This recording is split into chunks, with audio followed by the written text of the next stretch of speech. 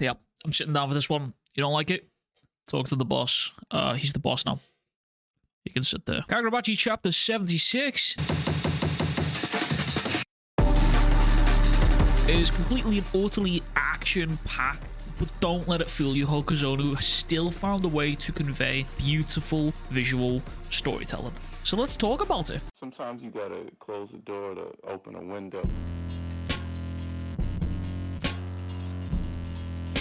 Not missing a beat at all, we get right back into the action of a clash between Chihiro and Hirohiko. Once again, the narrator rehashes how the enchanted blades have a true realm that transcends theory.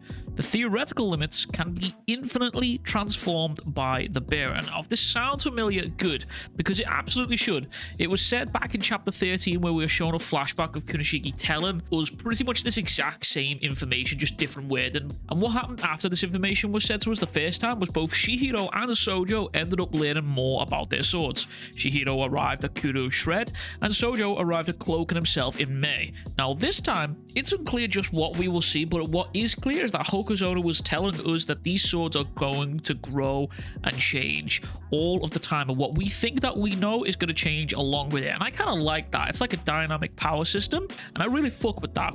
But within the next pages, we get to see just exactly how well these rules change and how quickly, as Hirohiko decides that he is going to kill some more affairs. Now, I want to swing back around to this point in a little minute here because Toto mentions something very interesting. She exclaims how Yora has given Hirohiko the okay, telling him it's fine to do whatever he wants so long as he retrieves Tobimune. Now, this all falls in line with what Yora said in previous chapters about how Samora will be a sacrifice, but at the right time. But it also falls in line with what Yora talked about in chapter 54, because Yora talked about how Hirohiko's gifts in battle are invaluable and how we will master an enchanted blade quickly. Now, Yora also mentioned how psychologically Hirohiko is immature, which we already knew that anyway. Let's be honest here. We've seen many examples of just how childish this man actually is. And ironically, to complement this childish nature, the next ability of the Kumiori is called Play. Now, apart from the Shinoichi, the enchanted blades have three main abilities. Of the Kumiori's abilities, Banquet causes hallucinations, but Play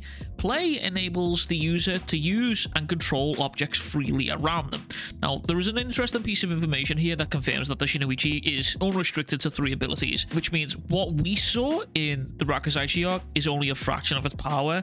Now, I wonder if because it's attained the true realm, it's versatile and it has many more abilities. I wonder if once you unlock the true realm, you gain many more than just three, because when you think about it, Chihiro, yeah, sure, he only has three abilities, but each of those abilities all have their own separate form, which you could technically consider their own unique abilities, so it's interesting. Anyways, as this Play ability is activated, we see it working on the corpses left on the floor around the hotel, and a nice little detail that I noticed here was that as the puppets are flying across the panels here, we get to see pieces of paper falling, and Hirohiko's previous sorcery was paper. It was origami before he got to wield the Kumiori sword, and I like to see how that's just sort of incorporated into his powers here with the Kumiori. Now, Chihiro notes how Hirohiko viewing corpses as objects is pretty harsh way of viewing life here, but this is a nice little way of Hokuzono showing us these changes in how a blade can change based on its wielder, because I would be willing to bet my left testicle that Uruha wasn't able to use corpses as zombies to attack his opponents. He seemed too wholesome to the idea that he would use the corpses found on a battlefield to fight his battle, because if that was the case realistically, the army that they were fighting would probably just he would basically just be a necromancer at this point. But this all raises very, very important questions on how the morality of these wielders of these swords can affect and warp the powers of these blades through these actions and visual storytelling. Hokuzono was letting us know very slyly just how absolutely warped that sword master is. So eventually when we see this dude, I'm expecting pure evil incarnate, to be honest with you. But more so than this, Hirohiko uses a second, more powerful activation of Banquet, an activation that completely and utterly overpowers the Nishiki that Chihiro used to cloak and defend against this in the previous chapter. Now, Chihiro's whole balance is completely thrown off as he notes this is a more powerful Banquet. because Hirohiko is here battling with Chihiro while also at the same time controlling corpses up on the roof that are fighting against Samura and the Masumi. Now, earlier in the chapter we're shown the quote about the true realm of these blades, and over the course of these chapters, Hirohiko, since being introduced to the series, we've been shown that this dude is a prodigy, a talent that Yura values and describes, as I said earlier, as invaluable. His battle talent is insane, mentioning how he will master the enchanted blade quickly. Now, Hokuzono has gone out of his way to show us that Hiro is a talent like no other, but it's his mentality that is holding him back. Except in this chapter, something snaps, something inside of him changes. Utter determination. Now, right now, it might not seem like it, but Hirohiko is in complete and utter control of this whole area right now.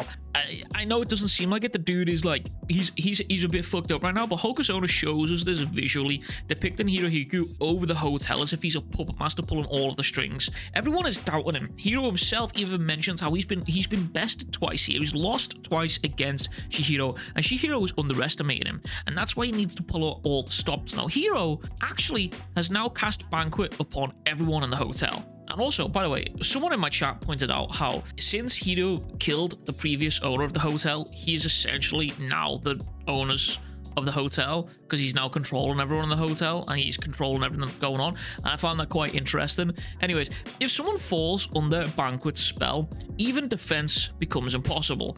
Now, while all of this is happening, we get to see the corpses that he raises from the dead bursting onto the roof as the Masumi are wondering where Kagura has got to. And this is where the narrator kicks in. Kill the Swordmaster. All these years, Samura had purged the Ori from his mind, leaving everything behind, driven by nothing but an unrelenting mission. That concrete motive was now supplemented by another: to protect his daughter. While all this is happening, Samura is haunted by the images of the suffering and possible outcomes of the suffering and fate of Iori and everything that she went through. Which is where Hirohiko mentions how Samura might be unbeatable when it comes to fighting power, but he is vulnerable on the inside, and that's the perfect match for me.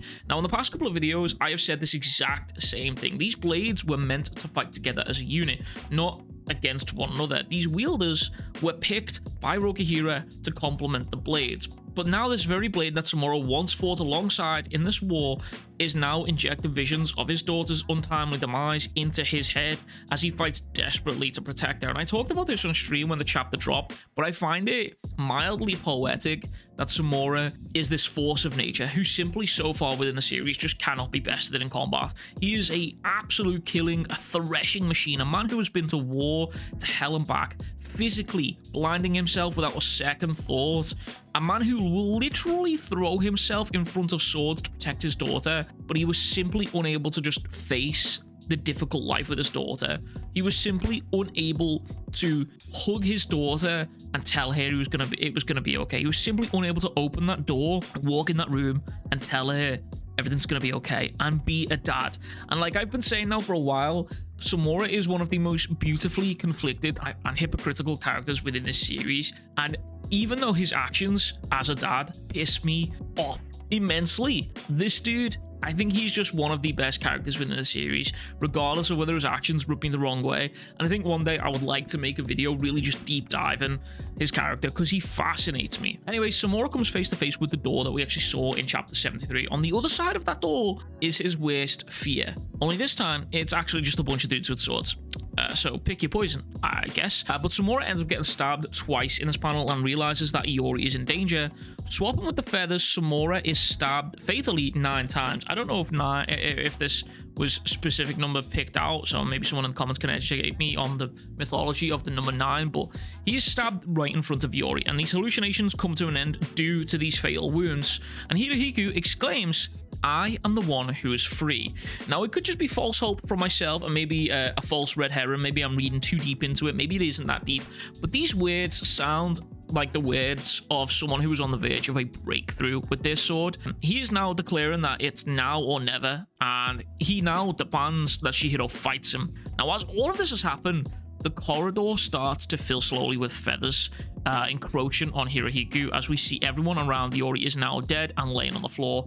And we also see Kukuri, who has been lurking around here, who is trying to figure out just what the fuck is actually going on, because he's also been getting hit with Banquet. But we get a flashback to Samura's wounds, where we are shown the corpses ragging their swords and leaving him riddled with fatal wounds here. And Samura tells Iori, "I am the only one who should get hit," and activates Suzaku, the third and final ability from Tobimuni. That confirms Samura was more than likely the medic and overwatch of the team of these swordbearers in this war, because now we have Ao that overwatches the battlefield, Crow that allows Samura to swap between feathers, allowing him to retrieve the injured and fallen soldiers, and now Suzaku that allows him to heal his own wounds. Now, we'll swing back to that in a second, because I'm sure a lot of you are already thoroughly typing in my comments right now.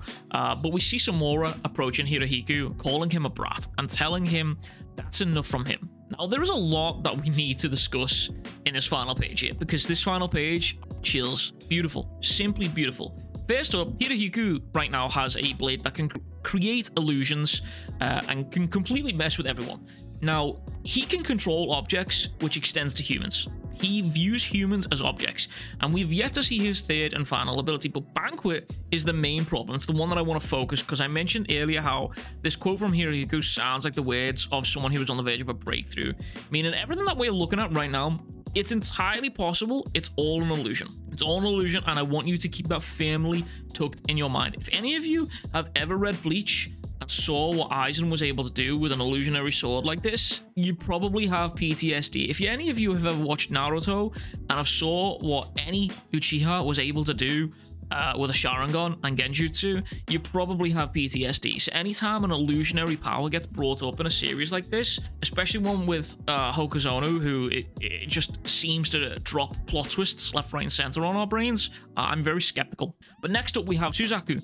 Now, Suzaku actually healed the wounds on Samura as shown in this panel, and in the final panel, we actually see Samura's scars on his face burning, and his eyes are beginning to open. Now, not only could this lead us to a moment in which Samura finally is able to see his daughter, but it's also highly possible that this ability is how Chihiro was healed from his fatal wounds. Now, first of all, Samura seeing his daughter is a huge possibility that I actually genuinely want to see, but I have also theorized in previous videos now that I genuinely believe Hirohiko is somehow going to manipulate Samura into killing Iori, or Iori into killing Samura, and I feel like if Hokuzono hits us with the first time that Samura sees his daughter, it's him killing her. I will find Hokuzono, I will track him down, and I will be in his walls that very same night that chapter drops. But it's also very possible that this same ability that we're talking about here is how Chihiro was revived from his fatal wounds, but it also means that it's very likely that Uraha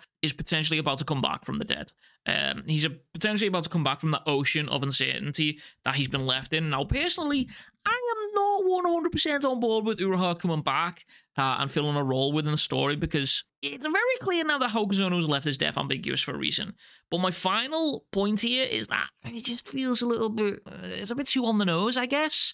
Maybe I've been stung from Jujutsu Kaisen a bit too much, but it just feels a bit on the nose. But my final point here is that this final panel is going to lead us nowhere. I think it's going to be a bait and switch. I don't believe Samura is going to kill Hirohiko, in my opinion. The reason I believe this is because if Hokuzono was going to do it, I feel like he would do it in this page. Instead of showing us this glorious panel, I feel like if he was going to have Samura kill Hirohiko, he would have done it right away. So I believe next chapter we'll probably see a fight between all three of them. Maybe it'll be a 1v1v1 or a 2v1.